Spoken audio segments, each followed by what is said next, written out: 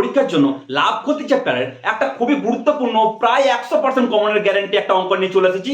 দেখে নি অঙ্কটি।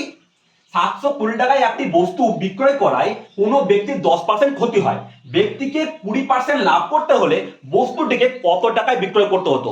আমি আগের দিনই বলেছি লাভ ক্ষতি চ্যাপ্টারে ক্রয় মূল্য সবসময় 100% ধরে নেবো। তাহলে ক্রয় মূল্য কত ধরলাম?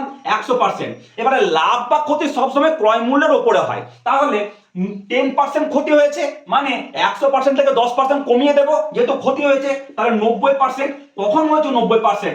যখন 720 টাকায় বস্তুটাকে বিক্রি করেছে। তাহলে 90% সমান সমান 720 টাকা। আর কি বলেছে? 20% যদি লাভ করতে হতো, তাহলে 20% লাভ মানে 100%-এর উপরে 20% বাড়িয়ে দেবো। 120% সমান সমান কত বের করবো?